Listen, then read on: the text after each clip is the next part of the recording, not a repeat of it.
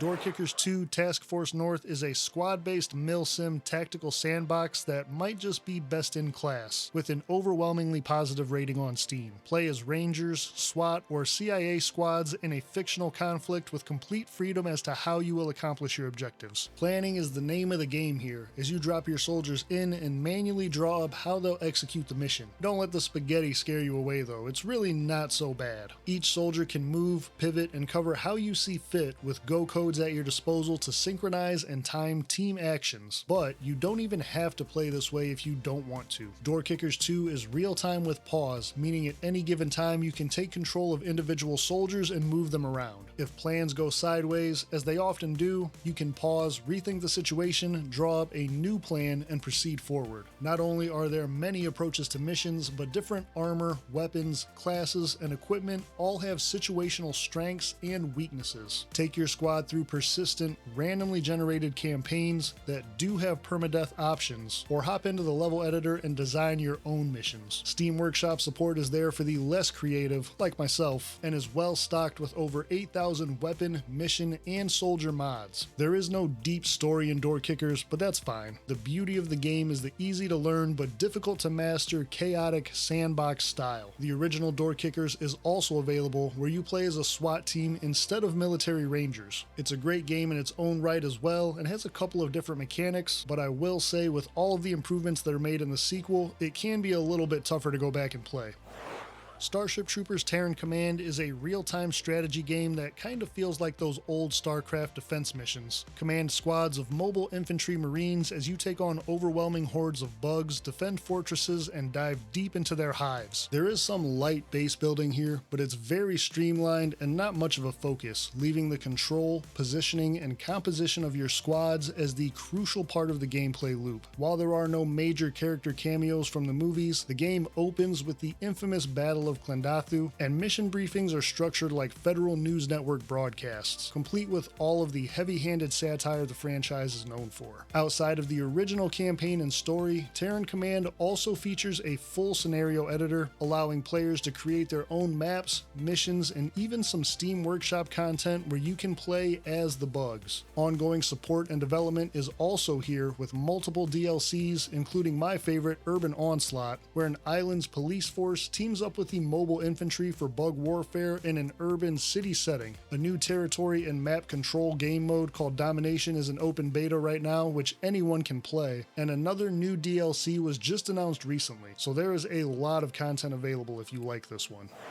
I'll admit, I have not kept up on the newer Terminator films, but the world has always felt like the perfect fit for a real-time strategy game. I can't pretend to know how the timeline and all of that works, but basically, Dark Fate takes place 25 years after Judgment Day, with a network called Legion taking the place of Skynet as the anti-human AI. Defiance features a unique story in that universe with no major character cameos or tie-ins, choosing instead to focus on the struggle of the remainder of the US military and guerrilla resistance groups. That's where you come in. Micromanagement and guerrilla warfare tactics are the key here, with your army being carried over mission to mission, and what you bring is what you have available. There is no formal base building. However, reinforcements can be brought in as part of the deep strategic layer outside of combat, where resource management, resupplying, and logistics decisions will determine your army's travel capabilities and upgrades. It's a very well executed system that rewards planning and kind of feels similar to the tactical and strategic layer balance of XCOM. Also like XCOM, you will lose units, but they are not expendable. Keeping your squads alive and upgrading them will help you massively down the road. Dark Fate Defiance also has skirmish and multiplayer modes available that allow you to play as Legion and the Machines, on top of a recently released DLC with a dedicated story campaign for Legion. This is a fairly difficult game with a decent learning curve, but if it sounds up your alley, you should definitely give it a shot.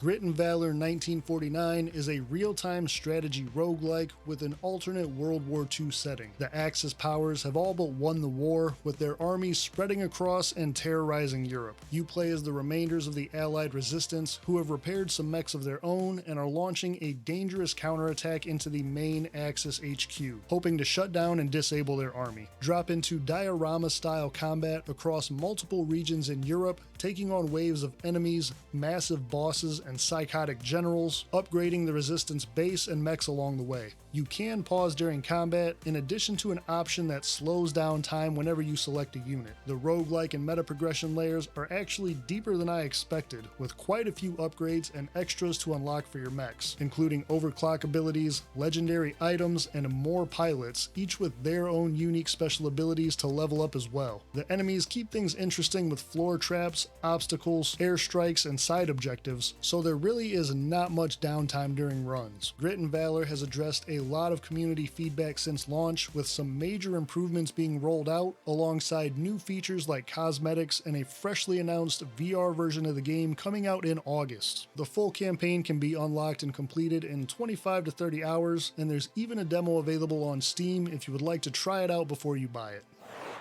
While this may not look like a squad tactics game, technically it can be, because the long-awaited co-op mode is currently available to everyone through the open beta, with the full mode set to launch in the near future, allowing for up to 4 players in a world together. Truthfully, I just love this game, and it's one of my favorite real-time strategy titles. Alongside the co-op launch will come the Riftbreaker 2.0 update, which is reworking and adding in a ton of new features, research, and balance changes. A dynamic blend of action RPG, base building, wave defense, and real-time strategy wrapped into a beautiful package. Riftbreaker has you play as a commando in a mecha suit that's capable of rift travel to investigate planets and their environments, with the local wildlife and aliens being not so happy that you're there. The storyline isn't amazing, but the gameplay is extremely smooth and fluid, with tons of different biomes, freeform base building and survival elements, plenty of weapons and upgrades to choose from, and additional DLC with continued support if you enjoy the base game. Riftbreaker really is a truly unique and fun experience. With everything already available and more coming in the future, there has never been a better time to pick this one up. Aliens Dark Descent is a game that I left on the back burner for way too long. This real-time squad strategy has shades of XCOM, putting you in control of Marines that are fully customizable, including names, appearance, specialties, and abilities. Your team is on a mission to stop a Xenos outbreak on the planet Lethe, but things are much worse than they originally seemed, and the Weyland-Yutani Corporation is there making trouble too. One of the most unique things about this game is the way you interact and move through the levels, welding doors shut to create safe rooms, setting up traps and sensors, and uncovering shortcuts to use later. There's also some light base management where you can do research and upgrade gear for your Marine. Speaking of your Marines, not only do you need to manage their physical health, but their sanity as well, with fatigue, shell shock, and penalties setting in if you push them too hard for too long. You might feel that same way while playing, honestly. Dark Descent does a fantastic job of capturing the tension, chaos, and feel of the Alien series, from the sounds of the Xenos creeping around you to the dots on the motion sensors getting ever closer. You will never be at ease, but can always pause during the real-time combat to issue orders if you need to. Toss in some permadeath, a cliche but not overall terrible story, and a persistent world that carries over everything you do as you continue to dive in, plus a tight timer with a set amount of days to complete your missions, and that tense feeling never really goes away. Maybe I'm a masochist, but I enjoyed all of it much more than I originally thought I would.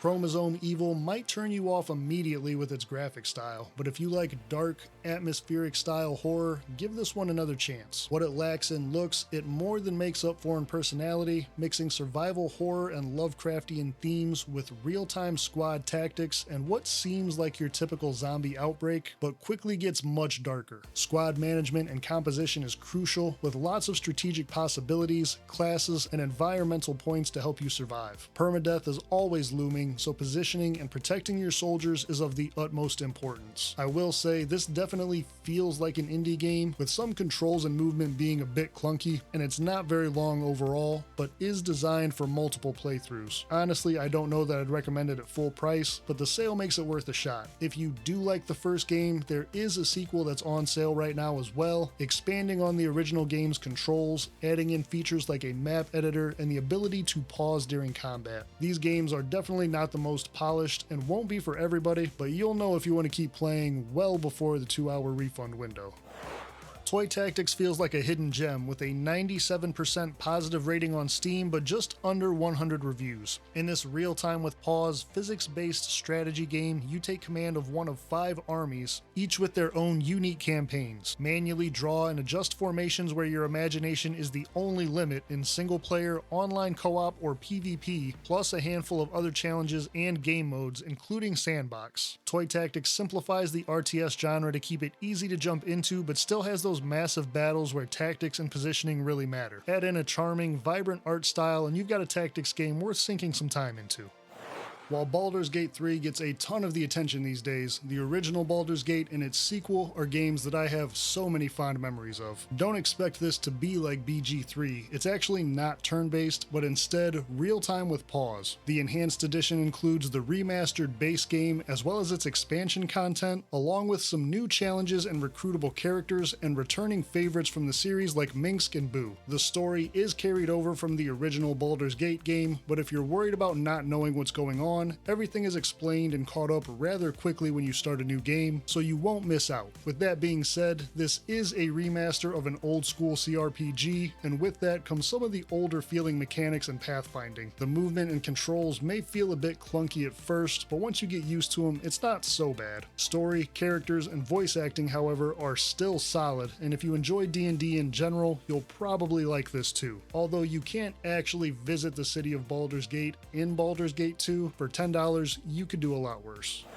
Now this list obviously wouldn't be complete without including the big 3 in the real-time tactics genre. 3 games that are all over 90% positive on Steam and all at least 75% off. If you're into the Commandos games or the more stealthy style of real-time tactics, these are must-plays. First up, Shadow Tactics Blades of the Shogun. Set in Edo-era Japan, you'll take control of a group of 5 assassins that specialize in espionage, each with their own individual playstyle, personalities, and demons to face. Set traps, poison enemies, and infiltrate everything from castles to hidden camps. And even though this is the oldest entry in the group, the levels still look amazing, the soundtrack is fantastic, and if you're looking for the most pure stealth experience, this is it. Desperados 3 takes the real-time stealth tactics to the Wild West, and if you're worried about missing anything from the first 2 games to play this, don't be. It's actually a prequel. You'll take your group of 5 characters through 16 missions led by gunslinging drifter John Cooper, using the same core mechanics as Shadow Tactics, but a bit more grounded and gritty. The cowboy setting brings in the standard train robbers, saloons, and some clever environmental interactions. The biggest thing here though is probably the quality of life additions like the Showdown mode, allowing you to sync complex character actions together. The final game before the studio was shut down, Shadow Gambit: The Cursed Crew brings their brand of tactics to the pirate world. Set in the Caribbean during the golden age of piracy, where the Inquisition is looking to eradicate pirates altogether and find a powerful artifact. To put a stop to this, you take control of an infamous ghost ship and its 8 undead crew members waiting to be revived. Obviously, this leans a bit more into the supernatural, but also takes more of a non-linear approach, allowing you to unlock crew members in whichever order you see fit, pick which missions to do next, and using your ship as a hub in between where you can get to know your crew and help them with their individual side quest. More islands get revealed as you progress, and in my opinion, this setting and the graphic style blend together extremely well. It really is a shame that this studio ended up shutting down.